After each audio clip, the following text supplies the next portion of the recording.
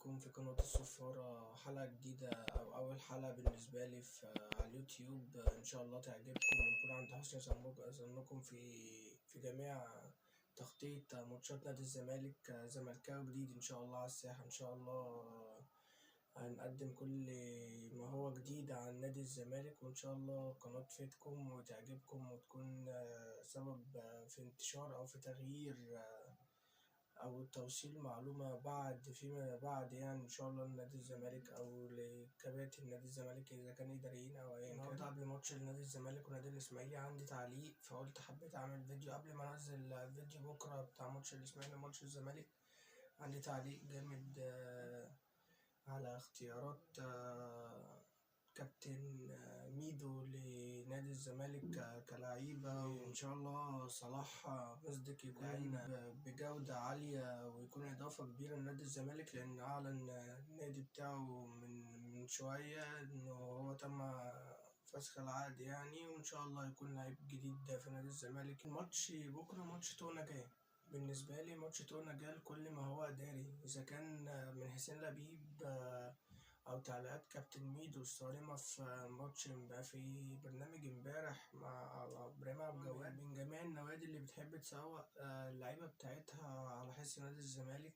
أنا عندي توقعات إن شاء الله نادي الزمالك يكسب نادي الإسماعيلي، إذا كل من كابتن جروس قال للعيبة تسدد من بره، لأن أنا عندي كمية جروس تم 10 مطوشة مع نادي الزمالك، لعب 10 مطوشة بالنسبة لي مفيش ولا فيهم تسديدة غير بتاعة دونجا اللي جت غلط في اللعيب وجت من بره، جت جون كرة حسام أشرف لما اتعملت من بره ال18.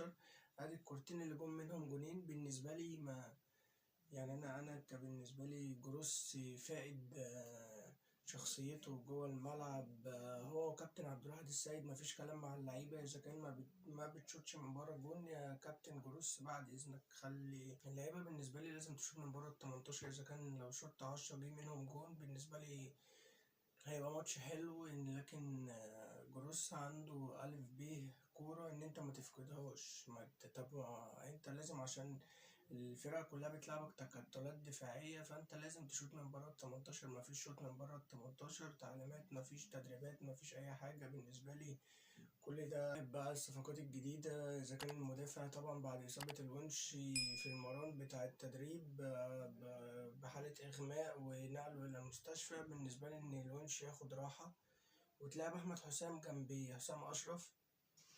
إذا تلعبوا مساك مفيش مشكلة، كده كده مدافع لسه جاي جديد لازم ياخد راحة جديدة، وتلعب محمود جهاد. بالنسبة لي تلعب محمود جهاد بعد إصابة مع شحاتة المفاجأة طبعا لسه برضه في التدريبات النهاردة بعد إصابته. بالنسبة لي لازم تنزل محمود جهاد مكان دونجا وتلعب محمد السيد، هما الاتنين جنب بعض. قولا واحدا أن دونجا عندي أفشل 10 ماتشات لعبهم في تاريخ نادي الزمالك هما ال10 ماتشات دول، لعيب بالونة منفوخة، ما شايف إن هو بيعمل حاجة، هو ما بيعملش أي حاجة غير إن هو بيشاور في ال10 ماتشات، هو ما بيعملش حاجة غير إن هو بيشاور. شايف أداء كل من إن شاء الله يعني فتوح يعمل حاجة فتوح، يعني أنا بالنسبة لي أنت تعمل حاجة، لأن أنت كده ماتش بالنسبة لي أداء سيء متتالي على جميع الماتشات اللي جاية. يعني بصراحة زيزو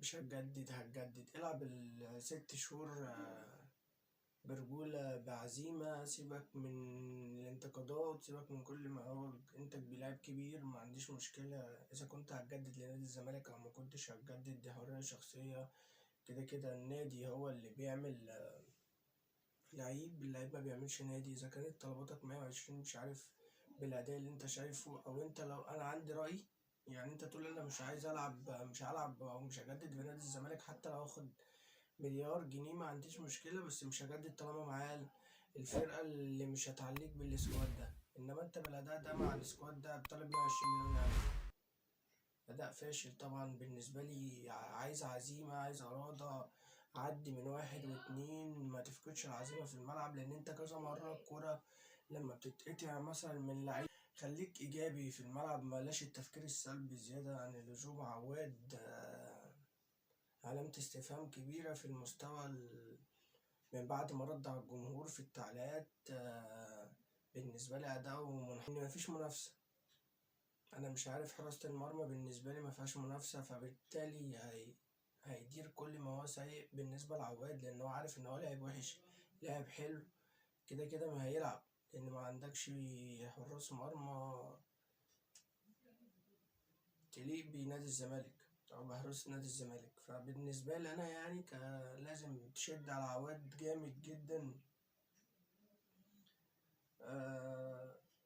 كابتن دونجا، لو هتلعب يعني، لو هتلعب او مش، لو انت، انا عارف ان جروس مقتنع بيك جدا مش عارف ليه، بس قد برجولة اقطع، بلاش شغل اشارات المرور اللي انت شغال فيها ديت. تشاور اللعيب باصي هنا، تشاور اللعيب باصي هنا، تشاور لعواد باصي هنا، وانت بتعملش اي حاجة. محمد شحاتة تعب الفترة اللي فاتت، بقى ماتش فوق خالص وماتش تحت خالص بسبب ادائك، لان انت بتعملش حاجة في الماتش. ميدو او كابتن حسين لبيب او الجمهور يقول يهتف مع نادي الزمالك ان انت تلعب الصفقات الجديدة حتى لو هتخسر. حسام عبد المجيد، اتنين مساكين. انت جايب احمد حسام ليه؟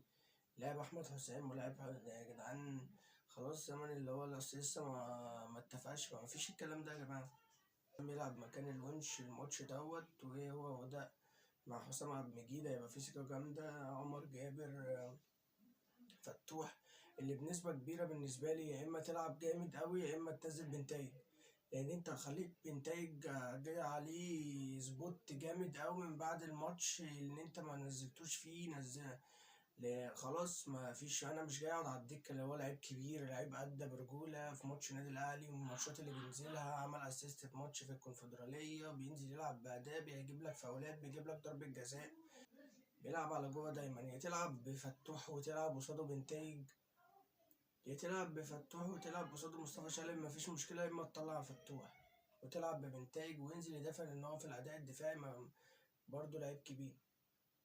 طبعا مصطفى شلبي شد عليه جرحة، لعيب مش لاقي على نادي الزمالك كلعيب. هو بيعمل واحدة واتنين وبقية الماتش مش في دماغه الماتش. فأنا بالنسبة لي إن أنت عشان تنجح وعشان خاطر تكسب ماتش الإسماعيلي لازم تكلم اللعيبة. إذا كان حتى الماتش بيهرب منك يعني في وقت معين من المباراة، لازم تلحقه. تنبه دونجا يعمل هنا، يلعب هنا، تنبه فتوح يهاجم لجوه، يقطع لورا. لكن بالنسبة لي عدم الكلام جروس مع اللعيبة أثناء ماتش المباراة 50% بيخلي الريتم أو الروح بتاعة اللعيب بتسقط في النازل، لأن مفيش كلام مع اللعيبة. أنت جامد، أنت لا طبعا أنت لازم تقول له تنبهه، لأن اللاعب المصري عايز كده. اللاعب المصري عايز تنبهه دايما. حتى الأجنبي أنت بتشوف، يعني لو بتتفرج على الكورة بره، لازم تبقى فاهم إن المدرب ليه دور كبير أوي في الكلام مع اللعيبة لأدائهم في الماتش وتحسين أدائهم في الماتش. الشوط من بره ال18 زي ما انا قلت، لازم تشوط من بره ال18 عشان خاطر الحارس المرمى يبقى مهزوز قدامك، او يبقى يفكر ان الكرة ممكن تتشاط، ممكن تتعمل عرضية، ممكن تتشوط من جوه ال18، ممكن تتشوط من بره ال18، ممكن لعيب يشوط، ممكن ده يشوط، فيبقى متشتت ايا كان مين فيهم اللي هيشوط. لان انت بقالك 10 ماتشات مفيش ولا واحد بيشوط جوه ال18. انت جايب جونين بس، جون كده وجون بتاع حسام اشرف وجون بتاع دونجا اللي جه كده. ومصطفى شلبي لما شاط الكرة اتردد من حارس المرمى، جه منها ضربة جزاء، جبت جون. بعد كده في مرة شاط جاب منها جون. فلازم الأداء دوت، لازم الشوط من بره ال18. لازم تكلم اللعيبة ان كل واحد فيهم يمسك الكرة او يبقى فيه فرصة، لازم تشوط من بره ال18، يعني لما تهدر الكرة عشان خاطر تجيب جون واثنين وثلاثة، لازم ده يحصل.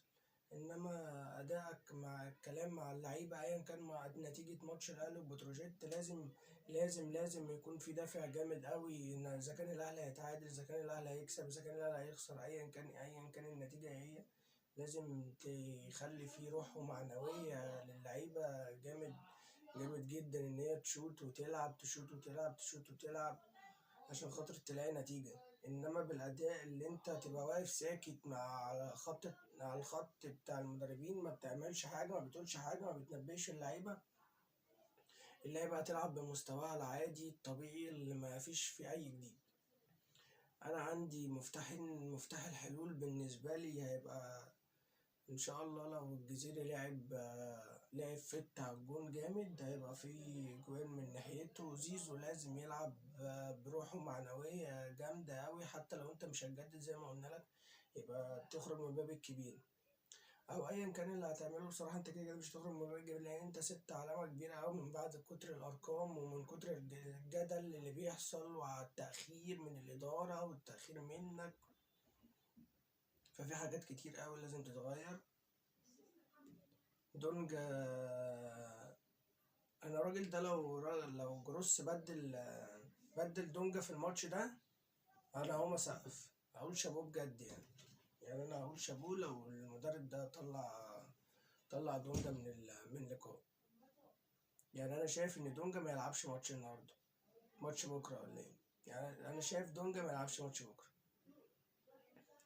لازم ياخد فكرة ان مش هو اللعيب الاوحد في نادي الزمالك اللي خسرنا كسبنا عملنا يبقى هو هيفضل موجود. لا لا لا خالص، مش ده نادي الزمالك. محمود جهاد تديله الفرصة مع محمد سيد او محمد شحاتة لو الإصابة مش لو البرد مش متملك جدا قوي منه، لعب محمد شحاتة ولعب محمود جهاد، ما عنديش مشكلة. انما دونجا انا شايف ان هو سبب رئيسي كمان في خسارة ماتشات من اللي خسرها نادي الزمالك او تعادلها. لان انا بالنسبة لي التعادل خسارة، لان انت كان عندك نسب فوز كبيرة جدا في الماتشات اللي فاتت وانت اللي كنت بتخسرها، لان انت ما كنتش بتتكلم مع اللعيبة، ما كنتش بتديهم البلان الصح للفرقة ان انت اللي هتلعبها شوط من بره ال 18. ما فيش شوط من بره ال 18، وده عامل كبير قوي جدا في رجوع المستوى قدام حارس المرمى، بتديله الثقة.